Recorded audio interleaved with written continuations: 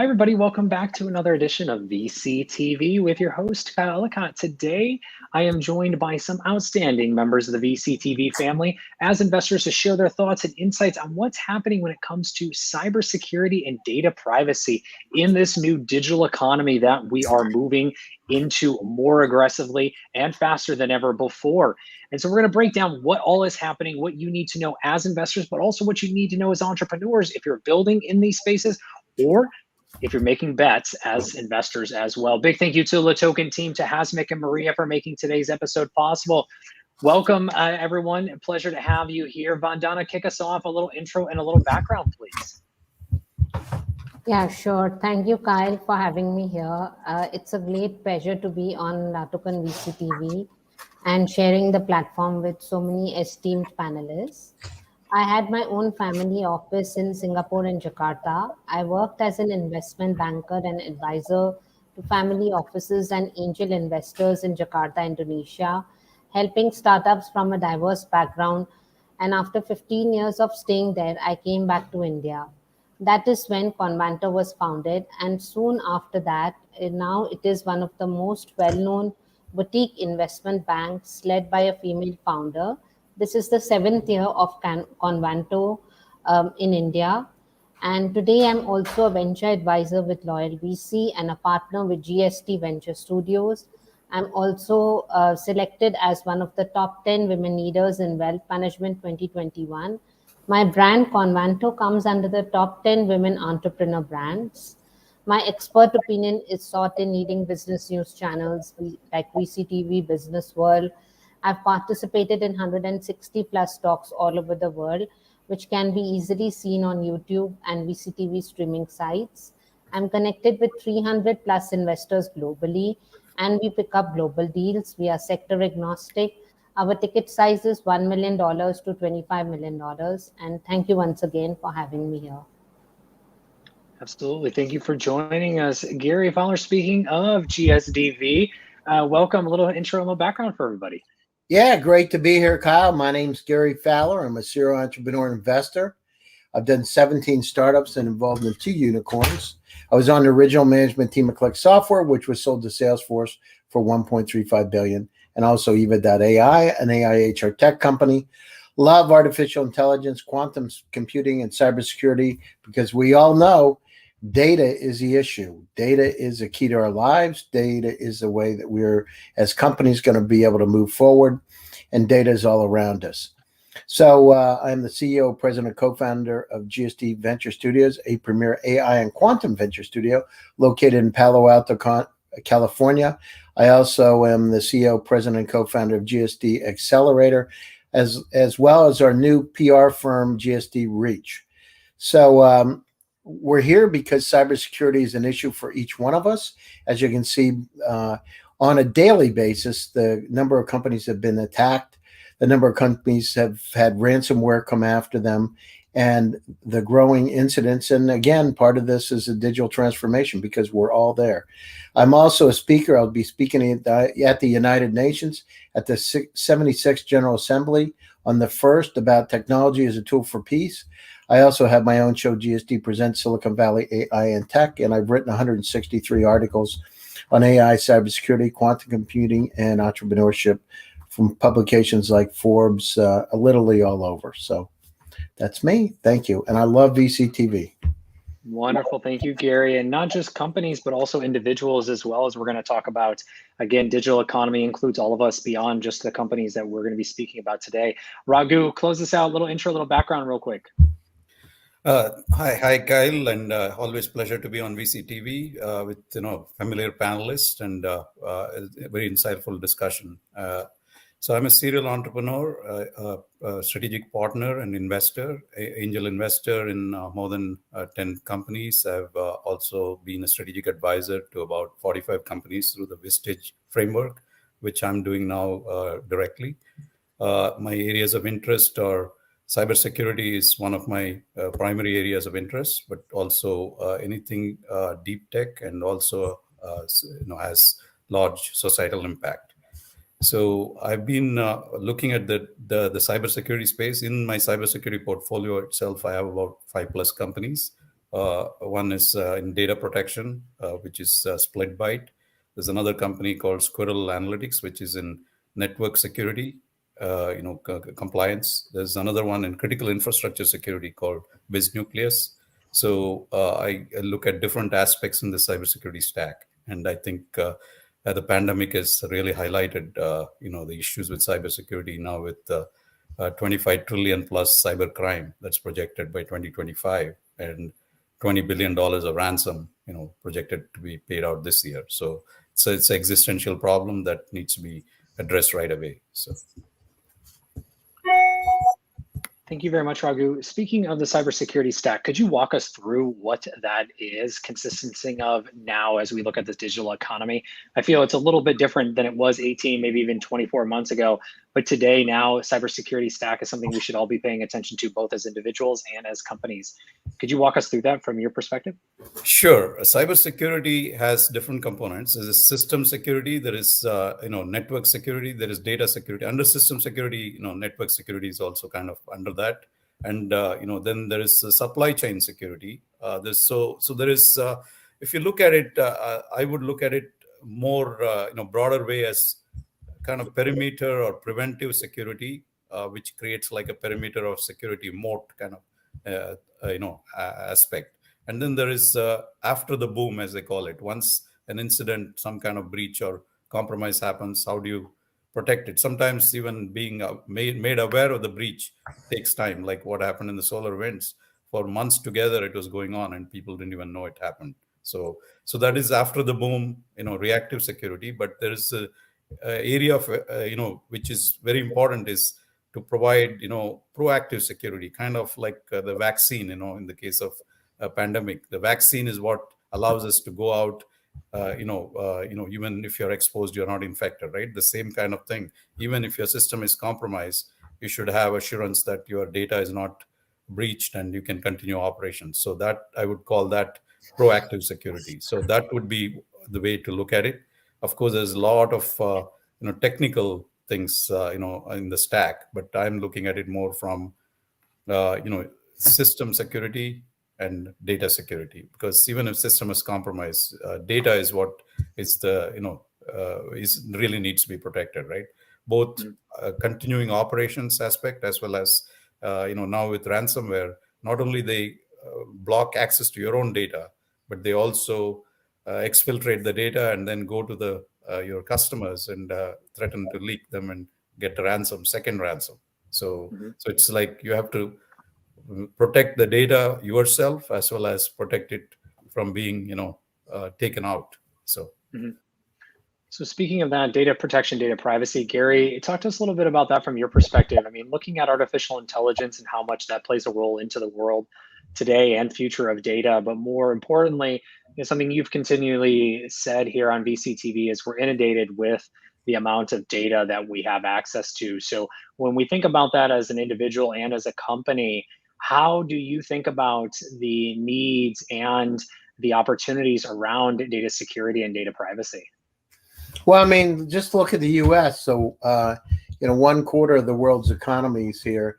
And at the same time, in 2018, the FBI stated that every citizen of the U.S. should assume that all their data has been taken and hacked. So, I mean, we're talking about an enormous problem. There's 49 zettabytes of data on the planet, as I've said many times. That would be, if you took CDs or DVDs and stacked them one on top of another, that would go 35 times between the Earth and the Moon. What that translates as is it's and growing 68% per year. But think about that enormous problem. And then with all in our own personal clouds, we have about 300,000 items, and within the next 5 years, it'll be 10 million. The digital transformation that's occurred during the pandemic has really put us forward very quickly. In fact, what the McKinsey said 3 years ago would take us next 10 years happened in a matter of 2 years. So we're online. It's a $6 trillion problem today in 2021 in terms of cyber crimes, but expected to grow to 10.5 trillion by 2025. Look at it. I mean, think about destruction of data, stolen money, lost productivity, ransomware, as my buddy Raghu talks about a lot with his company SplitByte. I mean, look at the attacks. Colonial Energy was almost 50% of the energy reserves on the East Coast of the United States were impacted. Hospitals with the private data that's out there. We have got a big problem, and the other challenge is very less than 1% of the folks ever get prosecuted. So the challenge is, as our data keeps coming online, we're going to have more and more threats to us. Why? Because they're using more sophisticated tools. On our side, as you said, artificial intelligence and quantum computing to be able to defend, but we're also going to be attacked by these nefarious individuals. One of the ways to be able to solve it is by using a decentralized approach to cybersecurity, which Raghu can talk about in more detail. But we need to do it now. It's not something that we can wait. We need to make sure we are using intelligent tools to be able to help us to thwart those attacks. It's no longer just about changing your password. It's about how do you protect yourself so you don't get hacked. Anticipate where the holes are going to be. Set yourself up in a decentralized manner so you're not going to be able to be hit. It's a big problem. It's not going to get any better. And, you know, with the Internet of Things, as I said, we're going to each have about 10 million items in our personal cloud. So there's going to be look at now, cameras in your house, you know, how many different email accounts, you know, you can have 20 plus repositories, Dropbox, Box, Google Drive, Slack, Messenger, Telegram, WhatsApp. I mean, on and on and on and on. So it's not just one point like the old days, which were a few years ago, right? It's about multiple points, and it's about forecasting where they're going to be attacked. I wrote an article with the former chief security officer at Apple, Rick Orloff. 3 years ago, we were talking about this, to be able to set up these proactive AI enhanced systems to be able to understand where those attacks are going to take place. But now the next generation is, how do we defend against quantum computers and using more of a decentralized approach? So speaking of decentralized approach, Raghu, I want to come to you next. And as Gary mentioned, you can explain this a little further. Talk to us about the decentralized approach to cybersecurity and what we should be aware of, and again, those opportunity areas as well. Yeah, I would say cybersecurity has three aspects to it. It's called CIA: confidentiality, integrity, and availability. And so one of the critical things, confidentiality obviously is to make sure the data doesn't get leaked, right? And integrity is that, you know, whatever data that you have, you know, you want to make sure that, you know, the data you're giving is not corrupted. Like, for instance, in ransomware, you have the data, but it's encrypted, so you can't get to it. So it doesn't mean you have the data technically, but you can't access it, right? So availability has to do with, if some things, you know, some system goes down, they're still able to continue to operate, right? So any solution needs to address all these three areas. And so the availability part is where I think the decentralized nature comes in, because by, you know, one example that SplitByte is using is something called verifiable secret sharing. What they do is take the data, randomize it, and put those random numbers, right, which is actually not data. It's like real random numbers. So you can't really, even if you compromise that system, you'll only get random numbers. So it's taking those and then putting it away into multiple locations, which are configurable. It could be 3 out of 5 locations, or whatever it is, 5 out of 10, depending on the amount of redundancy you need, right? So, so how this works is that if suppose it's a 3 out of 5 configuration, you need to go to 3 locations to get those random numbers and then put it back together, right? So, you know, you still have 2 extra locations. So one location could have ransomware, another one could have hardware system failure. You can still operate with the 3 locations, right? So it gives you a whole level of redundancy, but the additional protection, it's actually reducing the data attack surface. Because if you are just replicating, for instance, suppose you put it in 3 locations, just by replicating, you are actually tripling your data attack surface. But the way that SplitByte is doing, using this verifiable secret sharing platform, you are actually reducing the attack surface, but increasing availability. So that's the kind of solutions we need. Just like blockchain created the transparency using the decentralized approach, this is creating the data protection using the decentralized approach while increasing availability. Thank you very much, Raghu. And Vandana, I want to come to you next. With the investments that you're making, are you seeing security as a part of the forefront for their applications or a part of their conversation?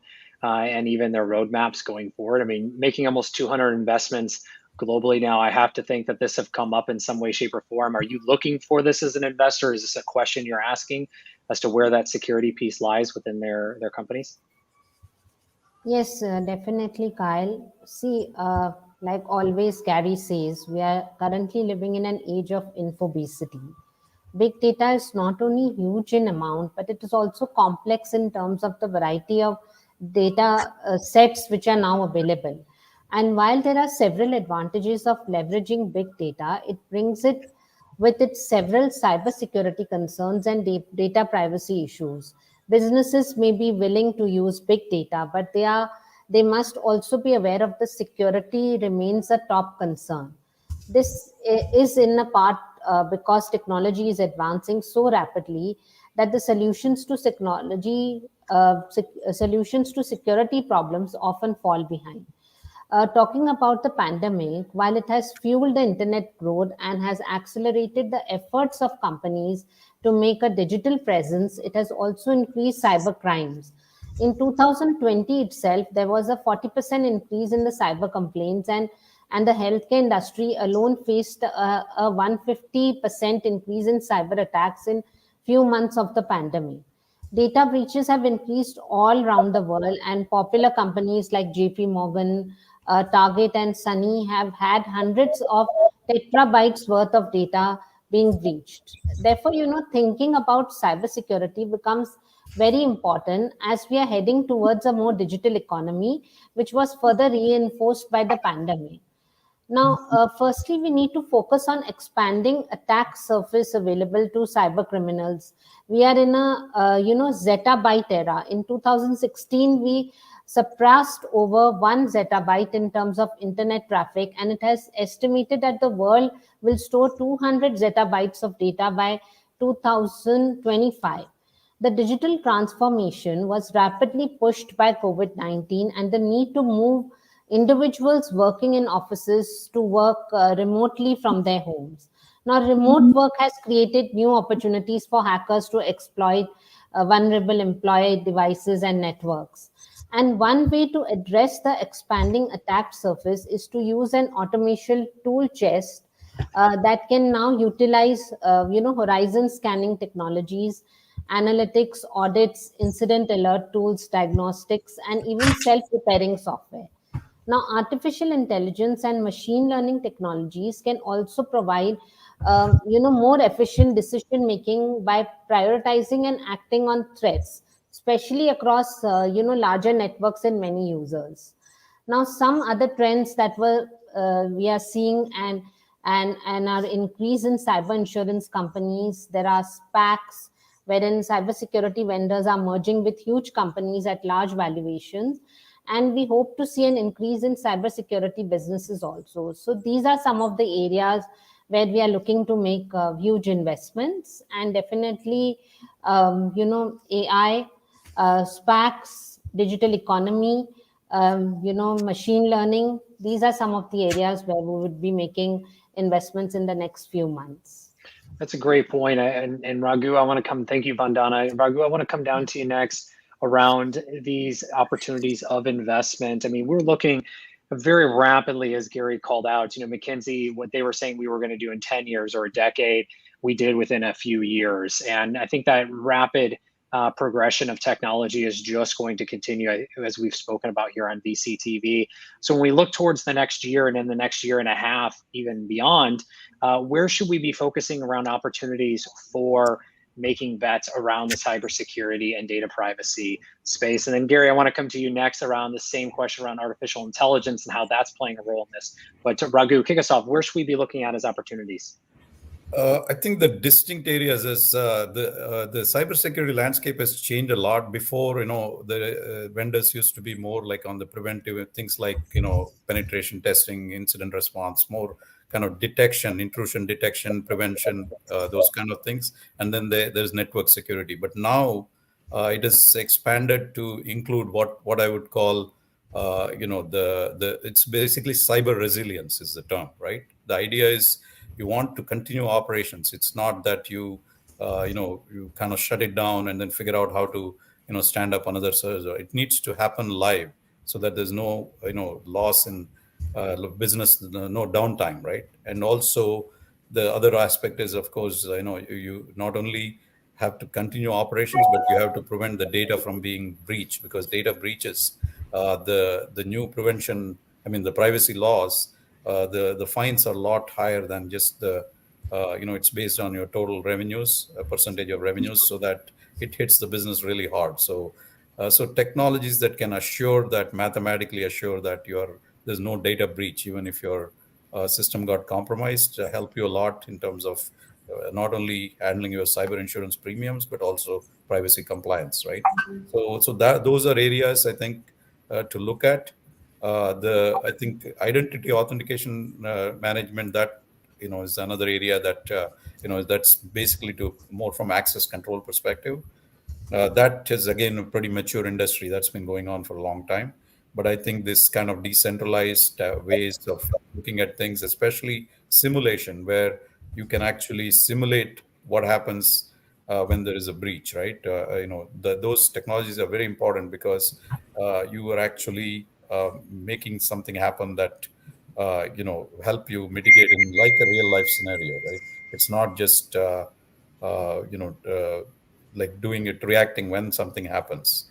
And then supply chain aspect has been brought to the fore based on SolarWinds, because even if your systems are all in place, but your vendor systems that you're incorporating, you also need to make sure those are also certified. So that kind of just like we have CMMI, there is a similar capability maturity model happening in the cybersecurity stack.